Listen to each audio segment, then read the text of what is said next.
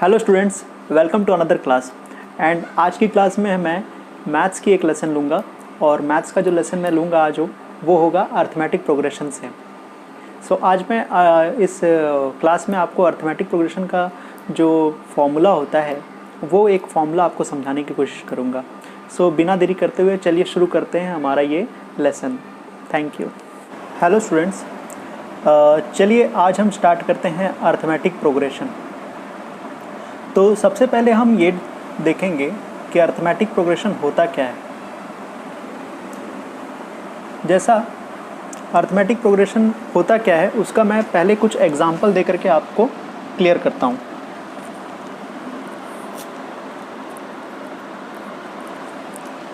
जैसे देखिए, एक पहला एग्जांपल अर्थमेटिक प्रोग्रेशन का 2 + 3 5, 5 + 3 8, 8 + 3 11, 11 + 3 14। Arithmetic progression AP। देखिए इसमें हो क्या रहा है, मैंने 2 से स्टार्ट किया और 2 के बाद मैंने उसमें +3 किया, 5 आया। फिर अगेन मैंने +3 किया, 8 आया। फिर मैंने अगेन +3 किया, 11 आया। फिर अगेन मैंने उसमें +3 किया, 14 आया। इसी तरह से और देखते हैं हम 10, 15, 20, 25, 30 एंड सो ऑन।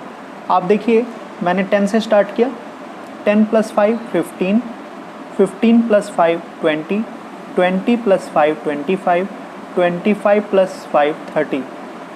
तो इस तरह से हम लोग देख रहे हैं तो एक सीक्वेंस बनता जा रहा है और ये जो सीक्वेंस है इसे हम अर्थमेटिक प्रोग्रेशन कहेंगे। अच्छा, एक और एग्जांपल हम देखते हैं यहाँ पे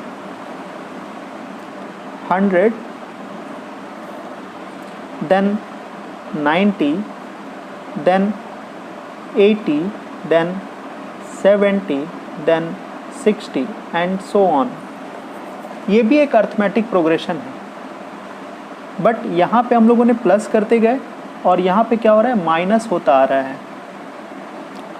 सो ये कुछ एग्जांपल्स हैं अर्थमेटिक प्रोग्रेशन के। आइए इस अर्थमेटिक प्रोग्रेशन से जुड़े हुए आपको कुछ और इंटरेस्टिंग चीज़ें बताएं। सो देखिए, अर्थमेटिक प्रोग्रेशन में हर अर्थमेटिक प्रोग्रेशन एक किसी खास नंबर से शुरू होता है। जैसे ये पहला अर्थमेटिक प्रोग्रेशन 2 से स्टार्ट हुआ है। सो इसे हम कहते हैं फर्स्ट टर्म, इसे हम कहेंगे सेकेंड टर्म, इसे हम कहेंगे थर्ड टर्म, इसे हम कहेंगे fourth term, fifth term and so on. So जिस अर्थमेटिक प्रोग्रेशन जिस खास नंबर से शुरू होता है उसे हम फर्स्ट टर्म कहते हैं और फर्स्ट टर्म को हम स्मॉल a से डिनोट करते हैं, दैट इज़ 2। ओके, सो हमारा यहाँ पे फर्स्ट टर्म जिसको हम डिनोट करते हैं स्मॉल a से, दैट इज़ 2। तो आइए अब हम इस प्रोग्रेशन में देखें कि हमारा फर्स्ट टर्म क्या है। हमारा फर्स्ट टर्म है 10 जिसको हम स्मॉल a से डिनोट करेंगे। अब आइए इस प्रोग्रेशन में हमारा फर्स्ट टर्म है 100 जिसको हम स्मॉल a से डिनोट करेंगे। तो आप लोगों को ये समझ में आया कि फर्स्ट टर्म हम किसे कहते हैं। अब हर अर्थमेटिक प्रोग्रेशन में एक खास डिफरेंस होता है। जैसे देखिएगा आप यहाँ 2 में हमने +3 किया तब जाकर के सेकेंड टर्म आया, दैट इज़ 5। फिर अगेन 5 में हमने +3 किया तब जाके आया हमारा third term, that is 8। Again 3 add किया, तो एक खास नंबर जो बार बार ऐड हो रहा है उसे हम कहते हैं कॉमन डिफरेंस। तो उसे हम डिनोट करेंगे स्मॉल d से कॉमन डिफरेंस को, that is 3 for the first arithmetic progression. अब आइए हम सेकेंड अर्थमेटिक प्रोग्रेशन की तरफ देखें।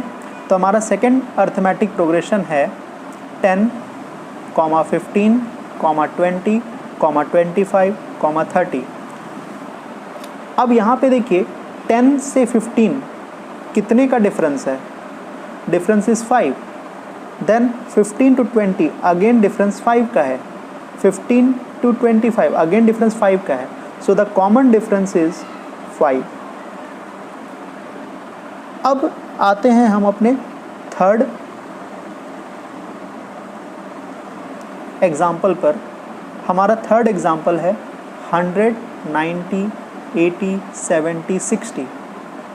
तो इसमें देखिए 100 और 90 के बीच का डिफरेंस -10 का है, क्योंकि यहाँ पे नेगेटिव वे में हमारा प्रोग्रेशन है। 100 के बाद 90 घट रहा है, फिर 80, फिर 70। तो यहाँ हमारा कॉमन डिफरेंस जिसको हम स्मॉल d से डिनोट करते हैं दैट इज़ -10, दैट इज़ -10।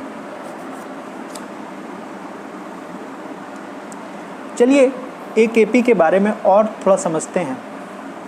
हमारा फिर से हम वही एग्जांपल लेते हैं, फर्स्ट वाला 2, 5, 8, 11 एंड 14। आप यहाँ पे ज़रा ध्यान दीजिएगा,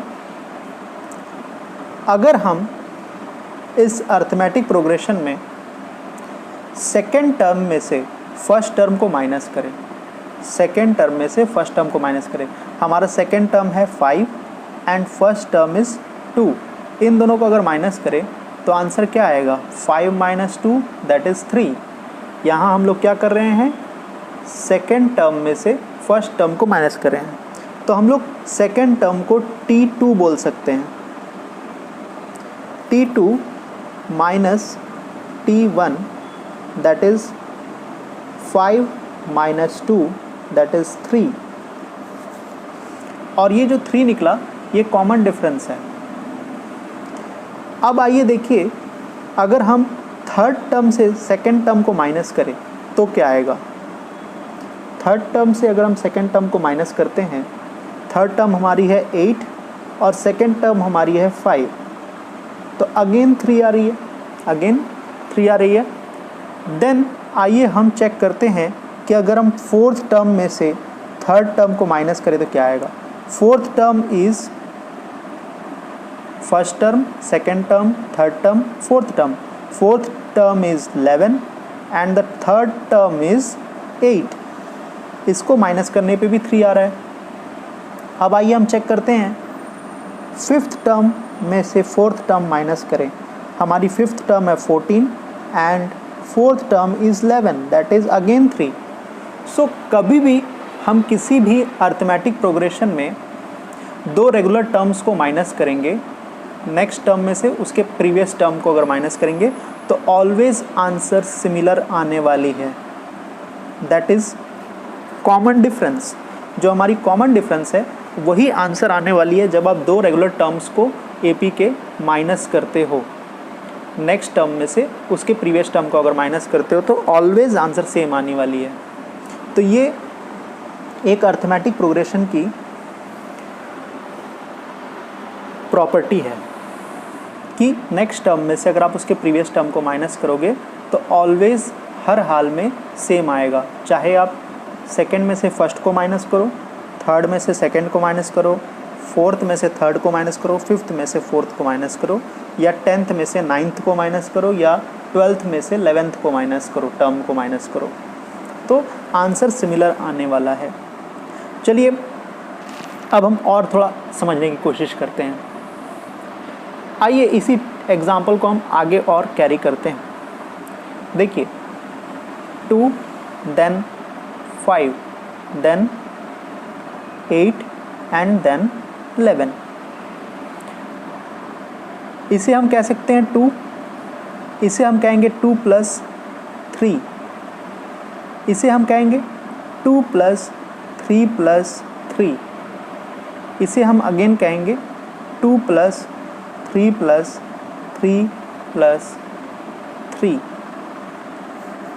देखिए 2 + 3 5, 8 = 2 + 3 5 5 + 3 8, 11 इज इक्वल टू 2 + 3 5, 5 + 3 8, 8 + 3 11। सो आप यहाँ पे इसको देखो, इसे हम सिंपली 2 कहेंगे और इसे हम कहेंगे 2 + 3। इसे हम कह सकते हैं 2 + 2 × 3। इसे हम कह सकते हैं 2 + 3 × 3। क्योंकि 3 बार है तो हम इसे कह सकते हैं 3 × 3। यहाँ 2 × 3 ऐड हो रहा है, इसलिए हम इसे कह सकते हैं कि 3 का डबल, है ना। तो चलिए जहाँ जहाँ पे 2 है हम उस जगह पे स्मॉल a, क्योंकि ये फर्स्ट टर्म है तो फर्स्ट टर्म को हम लोग स्मॉल a से इंडिकेट करते हैं, तो जहाँ जहाँ 2 है वहाँ स्मॉल a लिखेंगे। अब जरा देखिए स्मॉल a, और जहाँ जहाँ पे 3 है, क्योंकि 3 d को डिनोट करता है, कॉमन डिफरेंस को डिनोट करता है। देखिए कॉमन डिफरेंस 3 की है यहाँ पर, तो जहाँ जहाँ पे 3 है उसके जगह पे हम लोग d लिखेंगे। a + 2 × d मैंने यहाँ पे नहीं लिखा, क्योंकि यहाँ पे मैंने 2 इसलिए नहीं लिखा क्योंकि हमारा ये 2 × 3 हो रहा है, इसलिए 2d लिख रहा हमने। फिर 2 की जगह में स्मॉल a और यहाँ पे हम लिखेंगे 3d। सो इस तरह से अगर आप देखो तो ये एक फॉर्मूला बन रहा है हमारा। This is our first term t1 = a, t1 = a।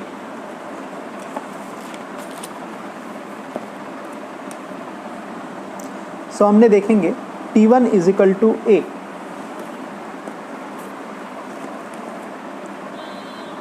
t2 = second term हमारी 5 थी, उसके नीचे में आप देखो क्या लिखा हुआ है a + d, तो t2 = a + d। And t3 पे आते हैं a + 2d, देख रहे हो a + 2d। फिर हम t4 पे आते हैं, दैट इज़ a + 3d। आप अगर क्लोजली इसको ऑब्ज़र्व करो तो आपको समझ में आएगा t1 = a, t2 = a + d, t3 = a + 2d, t4 = a + 3d, t5 = a + 4d, t6 = a + 5d, t7 = a + 6d, and so on, t8 = a + 7d। और आप अगर इस तरह से करके देखोगे, जैसा कि मैंने यहाँ पे दिखाया, किसी भी AP को लेके चलो और ये चीज़ आप करके देखो तो ये सारी चीज़ें फिर से सेम टू सेम वही चीज़ होने वाली है।